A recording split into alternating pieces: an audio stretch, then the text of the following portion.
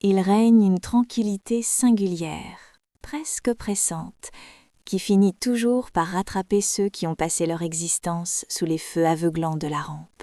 Pour celle que l'on nomme Karen Cherel, ce calme s'est épaissi au fil des décennies, s'intensifiant à mesure qu'elle se retirait derrière un voile de discrétion que beaucoup croyaient définitif. Durant des années, elle s'est échinée à bâtir une carrière étincelante en apparence, une façade dorée qui ne laisserait entrevoir que bien plus tard la vérité crue. Ce n'est que récemment que l'on a compris que ses triomphes reposaient sur un socle d'épuisement total, de pressions insoutenables et de renoncements silencieux. Aujourd'hui, alors qu'elle navigue sereinement dans sa soixantaine, Karen brise enfin l'omerta pour livrer une vérité sans fard sur ce qu'il reste quand les applaudissements cessent. Elle évoque ce sanctuaire qu'elle protège farouchement, la simplicité des rituels qu'elle s'impose désormais, et une richesse qui n'a rien à voir avec les fantasmes du public. C'est l'histoire de la véritable femme dissimulée derrière le masque de la célébrité. Toutefois, avant d'analyser son train de vie, son patrimoine et son confort en l'an 2025, il est impératif de creuser les fondations mêmes de son existence. Une origine bien plus âpre et moins pailletée que ne le laissait supposer l'image glacée de son personnage médiatique. Venue au monde sous le nom d'Isabelle Morizet en 1955 à Saint-Germain-en-Laye, son entrée dans le show-business ne fut le fruit d'aucun passe-droit ni d'aucun népotisme. Elle a forcé le destin, s'infiltrant par une porte dérobée, grâce à un flair animal, une tête de mule et la certitude inébranlable qu'elle valait mieux que ce que son milieu lui promettait. Élevée dans un cadre qui ne prédisposait pas à la gloire, elle n'avait pour seules armes que une énergie vitale inépuisable et une obsession musicale qui sonnait comme une provocation face aux normes de l'époque. Là où les fillettes de son âge étaient sagement dirigées vers la flûte ou le piano, Isabelle jeta son dévolu sur la batterie, instrument de fracas et de fureur. Un choix physique, presque violent, totalement incongru pour une adolescente au début des années 1960. Elle frappait ses fûts jusqu'à ce que ses mains saignent, un acharnement qui finit par payer lorsqu'elle décrocha le premier prix du conservatoire de sa ville. Ce trophée n'était pas qu'une récompense, c'était le signe avant-coureur d'un destin que son entourage, trop prudent, n'osait même pas concevoir. C'est son oncle, Jean-Louis Vial, figure respectée du jazz, qui fut le seul à déceler le potentiel sérieux derrière cette fougue adolescente. Il ne la ménagea pas, la poussant bien au-delà des exigences scolaires, lui inculquant le sens du groove, l'art de l'improvisation et la rigueur militaire nécessaire pour ne pas se faire broyer par ce métier. Il lui ouvrit les portes de studios professionnels, la plongeant dans le grand bain pour enregistrer ses premiers essais au milieu de vieux routiers de la musique. Ses premières bandes, bien que rugueuses et imparfaites, laissaient transparaître une évidence. Il y avait là une voix, une aura, une étincelle prête à s'embraser. Ces enregistrements allaient devenir le sésame pour un univers qu'Isabelle n'avait véritablement planifié de conquérir. L'année 1974 marqua le point de rupture. L'équipe du redoutable producteur Claude Carrère tomba sur ses maquettes et le manager Mémé Ibach repéra immédiatement ce que les autres avaient manqué.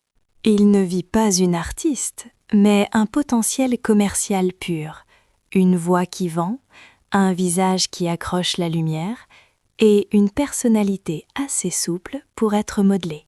Ce n'était pas Isabelle qui les intéressait, mais la poupée qu'ils pouvaient fabriquer à partir d'elle.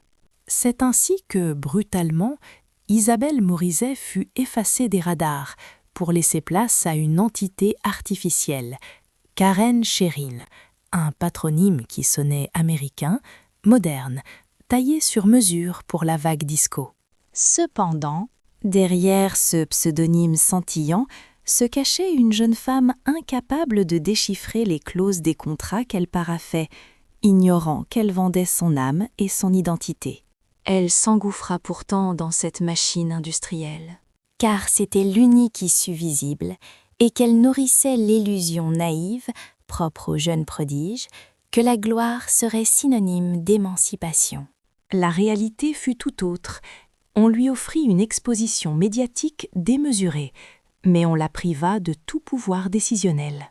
Ces tubes s'écoulèrent à plus de 5 millions d'exemplaires dans l'Hexagone, faisant d'elle une icône incontournable du petit écran à la fin des années 1970. Son visage s'étalait en couverture de tous les magazines, incarnant l'idéal de la jeunesse et du glamour, mais chaque disque d'or ajoutait une brique à sa prison dorée. Là où le public admirait une perfection lisse, elle subissait une pression écrasante, traitée comme une simple marchandise périssable par ses producteurs. Sous le vernis de l'idole, elle livrait une guerre intime pour ne pas disparaître totalement, même si ce succès lui garantissait un train de vie luxueux et des royalties constantes. La facture psychologique de cette métamorphose prématurée restait soigneusement camouflée derrière ses sourires de commande, et il est impossible de saisir sa vie en 2025 sans comprendre ce traumatisme originel. La femme qui vit aujourd'hui dans l'ombre est une survivante qui a appris, à ses dépens, que la célébrité et la sérénité sont deux aimants qui se repoussent. Gloire, tyrannie de l'image et le coût exorbitant de la réinvention de soi. Alors que l'aube des années 1980 pointait, le quotidien de Karen Cherol s'emballe à une vitesse vertigineuse. Un rythme infernal qu'elle peinait à suivre, dépassée par un monde qui tournait trop vite pour sa propre compréhension. Ses hymnes disco cartonnaient, sa présence télévisuelle devenait omniprésente et sa base de fans explosait. Pourtant, derrière les projecteurs multicolores, les tenues à paillettes et les chorégraphies millimétrées, elle évoluait dans un univers factice, entièrement bâti sur le mensonge et le compromis. Chaque marche gravie vers le succès exigeait en retour un sacrifice silencieux, une part d'âme abandonnée en chemin. L'équipe de production tenait les rênes d'une main de fer, sculptant son allure, dictant ses intonations et polissant son personnage public avec une rigueur chirurgicale qui étouffait toute trace d'originalité. Au fond, elle ne savait plus qui elle était. Isabelle s'effaçait et même le nom de Karen n'était qu'une coquille vide. Elle était devenue une créature purement marketing, façonnée sur mesure pour combler des désirs et des fantasmes qu'elle n'avait jamais formulés elle-même. À ses débuts, la langue de Shakespeare s'imposait comme une évidence impérative, car le disco, cette vague planétaire, ne tolérait que l'anglais pour conquérir les charts internationaux. Mais le destin de la starlette allait prendre un virage brutal, sous l'impulsion des époux Carpentier, Mariti et Gilbert, véritables légendes du petit écran. Ces monstres sacrés lui tendirent une perche en or, la chance inouïe de s'ancrer durablement dans le cœur du public hexagonal et de marquer l'histoire de la variété. L'offre venait cependant avec un ultimatum non négociable. Elle devait impérativement chanter dans sa langue maternelle. Sans la moindre hésitation, elle opéra cette mue artistique du jour au lendemain. Les ondes furent bientôt inondées par des tubes comme « Chante pour nous, Mama » ou encore « La marche des machos », marquant ses retrouvailles avec une audience française qui tomba instantanément sous le charme. Si la réussite se chiffrait en ventes colossales et assurait un confort matériel indéniable, la facture psychologique, elle, s'avérait particulièrement salée. À chaque compromis, à chaque ajustement de son image, la véritable artiste qu'elle rêvait de devenir disparaissait un peu plus, écrasée par l'ombre de cette poupée médiatique fabriquée de toutes pièces. En coulisses, sa vie privée subissait alors un séisme majeur, une trahison intime qui allait laisser des cicatrices indélébiles sur sa gestion des affaires et des sentiments pour les décennies à venir.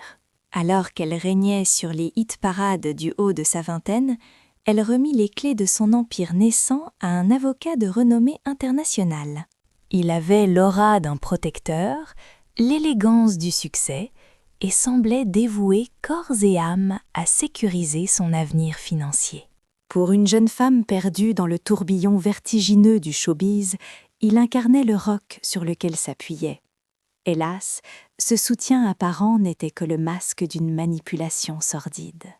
Sous le prétexte fallacieux de l'optimisation fiscale et de la gestion de patrimoine, il si infiltra insidiosamente nei suoi conti, s'appropriando progressivamente i suoi revenni e dictando memme certains dei suoi choix de carrière. Le jour où le voile se déchira enfin sur ses agissements, la réalité fut brutale. Presque tout ce qu'elle avait bâti à la sueur de son front s'était volatilisé. Ce scandale financier ne fit jamais la une des journaux à scandale. Elle ravala sa fierté et porta ce fardeau d'humiliation dans le secret le plus total. Seul un cercle très restreint d'intimes connaissait l'ampleur du désastre. Cette épreuve lui apprit, à la dure, à verrouiller sa confiance et l'obligea à tout rebâtir, pierre par pierre, sur un champ de ruines. Cette expérience traumatisante lui gravait également une leçon cruelle qui la hantrait longtemps. La gloire n'est pas un bouclier contre les prédateurs, et être sous les projecteurs ne garantit aucune immunité. Malgré tout, elle refusa de baisser les bras. Elle continua d'enflammer les scènes, d'animer ses émissions et de sourire en couverture des magazines sur papier glacé. Si la façade restait impeccable pour le monde extérieur, à l'intérieur, c'était une lutte acharnée pour recoller les morceaux d'une âme fragmentée par la pression du métier et cette douleur dévastatrice.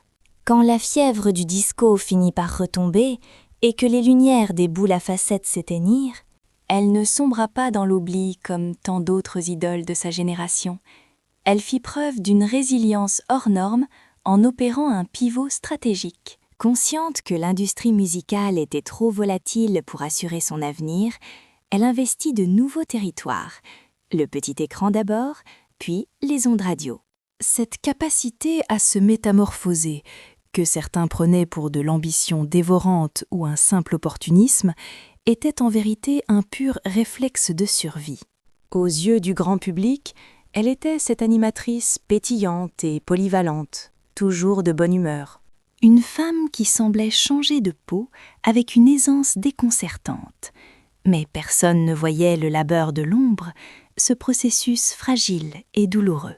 C'était l'histoire d'une femme qui reconquérait sa liberté, posant une à une ses limites, récupérant son identité volée, changeant de nom et de vie malgré le poids écrasant du recommencement. À l'aube des années 90, celle qu'on appelle encore Karen Sherroll jongle avec deux personnalités désormais incompatibles. La diva qui écoulait des millions d'albums et affichait un sourire permanent en interview laissait place à une autre femme, plus complexe. Une personne en quête de sens, avide de maîtrise sur son destin et aspirant à une existence protégée des regards indiscrets. Elle prit les commandes de programmes cultes pour la jeunesse comme Vitamine, puis le phénoménal Hugo Délire, s'imposant comme la grande sœur idéale pour toute une génération. Loin des paillettes figées de l'époque disco, son nouveau rôle d'animatrice lui offrait enfin une bouffée d'oxygène. Elle pouvait enfin s'exprimer avec ses propres mots, sélectionner son entourage et tracer des lignes rouges qui lui étaient interdits de franchir lorsqu'elle n'était qu'une chanteuse à succès. Mais l'acte fondateur de sa renaissance survint lorsqu'elle décida d'enterrer le pseudonyme de Karen Sherroll pour réendosser son patronyme originel, Isabelle Morizette. En 1999, elle s'envola pour le Québec afin d'enregistrer un album. Confidentiel, de reprises, un dernier tour de piste avant de se retirer discrètement et définitivement de la scène musicale. Puis, en 2001, elle orchestra une mise en scène lourde de sens, une interview numérique où elle faisait face à son double de jeunesse, Karen, comme pour dire adieu à cette jumelle qui avait porté ses rêves et ses croix.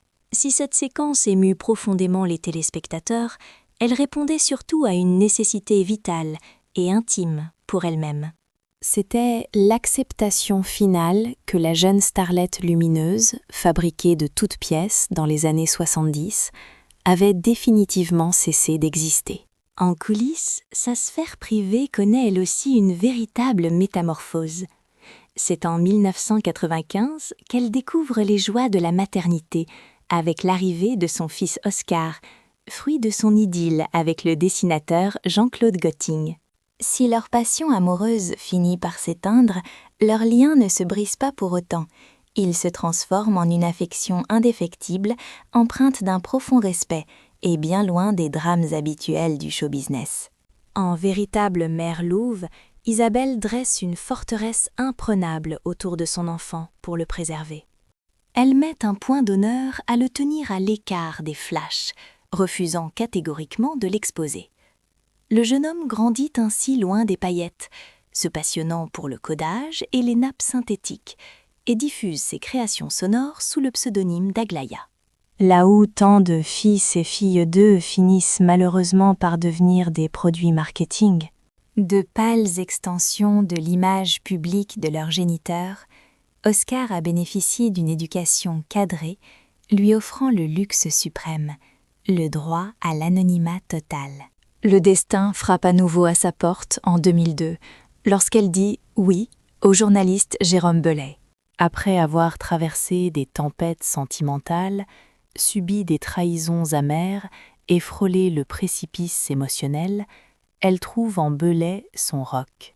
Un homme posé, cérébral et surtout totalement hermétique aux sirènes de la gloire. Elle confiera plus tard avec émotion qu'il incarne l'unique homme qu'elle ait véritablement désiré pour époux, son premier, son seul et son ultime mariage. Oubliez le bling-bling et la frénésie des paparazzis. Leur quotidien se construit sur des plaisirs simples, des échanges intellectuels profonds et une bienveillance réciproque de chaque instant, loin des projecteurs. Cette renaissance identitaire, scellée par cette union et ce recentrage sur l'essentiel, pose les fondations solides de l'existence paisible qu'elle mène encore en 2025. Une femme devenue humble, introspective et profondément sculptée par les épreuves qu'elle a su surmonter avec résilience. Plongée au cœur de son intimité et redéfinition du concept de foyer à l'aube de 2025. Quand on visualise le train de vie d'une icône de la pop ayant écoulé des millions de disques, l'imaginaire collectif dessine aussitôt des manoirs grandioses, un luxe tapageur et des surfaces habitables démesurées, criant la réussite sociale. On s'attend à des bassins olympiques privés, des vestibules en marbre de Carrare ou des résidences secondaires conçues uniquement pour en mettre plein la vue. Pourtant, la réalité d'Isabelle en 2025 prend le contre-pied total de ces clichés dorés. Après avoir passé des décennies à être scrutée, analysée et critiquée sous toutes les coutures, elle a délibérément troqué le faste pour la discrétion et le brouhaha médiatique pour le silence. Pour celle qui a grandi sous la lumière crue des projecteurs, le véritable luxe ne s'achète pas. Il réside dans la capacité à baisser le volume du monde extérieur pour enfin respirer. Son patrimoine immobilier, estimé aux alentours de 500 000 €, est le reflet fidèle de cette philosophie. Il s'agit d'un bien modeste, pratique et chargé d'âme, à des années-lumière des châteaux extravagants que ses admirateurs lui imaginent parfois. C'est à Vaucresson qu'elle coule des jours paisibles, dans un endroit où la régularité du quotidien vaut plus que n'importe quelle folie, et où les murs de sa demeure lui procurent une sensation qui lui a cruellement manqué durant ces années de gloire intense. Un sentiment de sécurité absolue. Elle privilégie désormais la constance au spectacle et le réconfort du connu au brillant de l'artifice. À l'opposé de ces stars qui transforment leur salon en plateau télé et ouvrent grand leurs portes aux caméras, faisant de leur foyer une exposition publique, Isabelle a toujours érigé des barrières infranchissables autour de son jardin secret. Sa conviction est inébranlable. La tranquillité ne s'obtient qu'en devenant invisible, en se réappropriant ces parcelles de vie qui ne regardent personne d'autre qu'elle-même. L'ironie du sort veut pourtant qu'elle se soit retrouvée au centre de l'une des rumeurs financières les plus grotesques du divertissement hexagonal. Courant 2023 et début 2024, un site parodique affirmait sans sourciller qu'elle était à la tête d'une fortune colossale de 215 millions d'euros. Un chiffre délirant, gonflé par la possession imaginaire de chaînes de restauration, Des lignes de parfums fantômes, de marques de vêtements qui n'existent pas, et même d'un club de football sorti de nulle part. Ce canular, monté de toutes pièces pour faire rire, s'est répandu comme une traînée de poudre, alimentant la soif insatiable du public pour les légendes urbaines. L'espace d'un instant, la planète a cru à l'existence d'une Karen Cherol mania des affaires, mais Isabelle n'a jamais laissé planer le doute sur cette illusion. Avec douceur et un sourire en coin, elle a rétabli la vérité, rappelant que son existence réelle n'avait rien à voir avec ses fantasmes de milliardaire. La vérité est certes moins clinquante, mais elle est infiniment plus riche de sens et d'authenticité. Le nid qu'elle partage avec son époux, le journaliste Jérôme Bellet, n'a rien d'un palais des 1001 nuits, c'est un sanctuaire. Leurs rituels sont d'une simplicité désarmante. Préparer le dîner à 4 mains, bouquiner, refaire le monde lors de discussions interminables et recevoir une poignée d'amis fidèles pour se protéger du vacarme de la société moderne. Ce toit représente bien plus que des briques.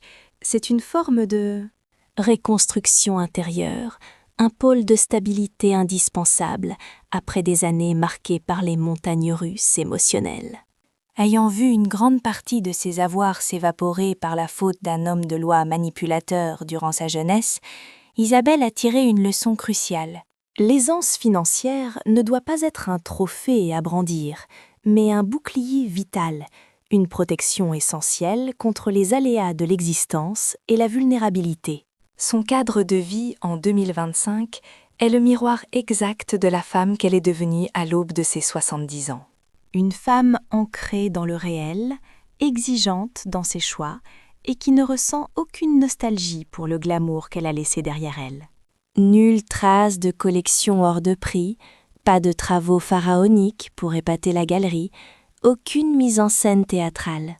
Juste des espaces apaisants, des objets chargés de souvenirs et, surtout, cette maîtrise de son destin qui lui faisait tant défaut lorsque l'industrie musicale dictait ses moindres faits et gestes. L'imaginaire collectif projette souvent sur les stars une existence faite de strass, de vacarme et de grandeur démesurée, digne d'un scénario de cinéma. Cependant, pour Isabelle, le véritable luxe réside ailleurs. La vie qu'elle s'est forgée est la toute première qui lui accorde enfin le droit vital de souffler. Loin des clichés, son quotidien s'articule autour de la simplicité, d'une voiture banale et d'une philosophie ancrée dans la modération absolue. À l'opposé des magazines à scandale qui la dépeignaient jadis comme une diva millionnaire à la tête d'un parc automobile délirant, son rapport au bien matériel est resté terre-à-terre. En 2025, vous ne la verrez pas au volant de bolides hors de prix, ni entourée de superflu. En matière de déplacement, elle a toujours voté pour la sécurité et la robustesse, plutôt que pour le m'as-tu vu. Pour celle qui fut transformée dès l'adolescence en un pur produit marketing, atteindre l'âge adulte a été l'occasion inespérée de s'affranchir de toute forme d'excès. Elle a maintes fois confié que c'est le dépouillement, et non le prestige social, qui lui permet de garder les pieds fermement sur terre. Cette quête de stabilité se traduit par une discipline de fer qui rythme chacune de ses journées. Même après avoir passé le cap des 60 ans, elle s'impose un réveil aux aurores, un rituel immuable qu'elle perpétue avec rigueur depuis des décennies. Ses matinées sont sanctuarisées pour le corps, étirements, gym douce et mouvements, une routine qu'elle qualifie volontiers de meilleur antidépresseur au monde. Jamais elle n'a compté sur l'opulence pour trouver son équilibre intérieur. C'est dans la structure qu'elle puise sa force, 2 à 3 fois par semaine, sans faute. Elle s'adonne à des sessions sportives mêlant cardio, musculation et exercice à la barre, essentiel pour garantir son maintien et sa posture. C'est cette rigueur spartiate, bien plus que son compte en banque, qui définit sa véritable identité. car ni son assiette, ni ses rituels bien-être, ni la cadence de ses jours n'ont été dictés par les caprices de la célébrité. Ils sont le fruit d'une pure stratégie de survie, née de l'impératif de rester debout après des années d'usure, de coups bas et d'épuisement psychologique.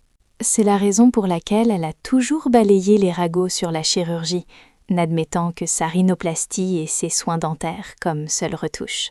Avec une franchise désarmante, elle a dénoncé les diktats impossibles que le show-business inflige aux femmes, ainsi que cette obsession maladive pour une éternelle jeunesse de façade.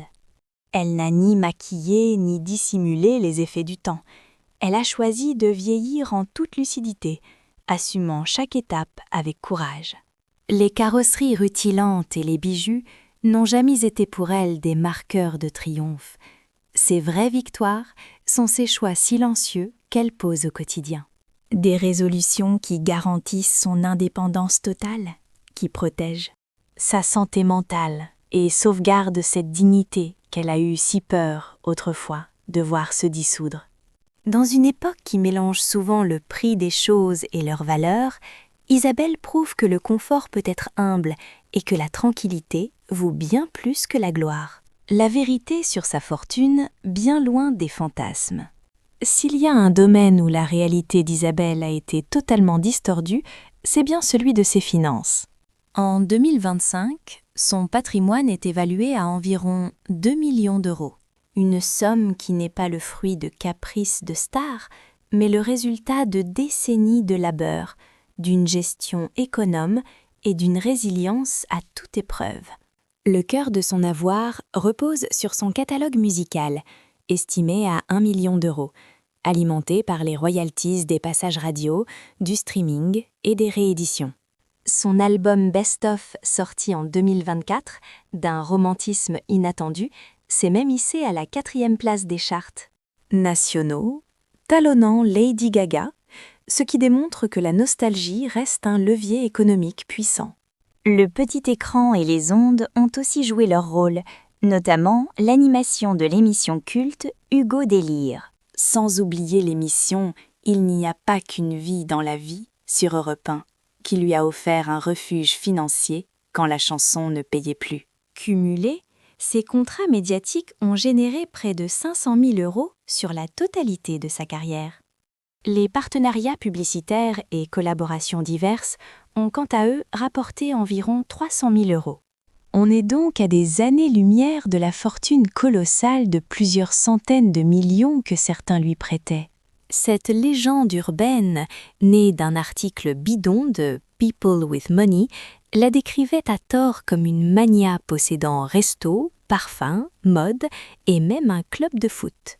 Une invention si grotesque qu'Isabelle a préféré en rire lorsqu'elle a dû démentir ses fabulations en public.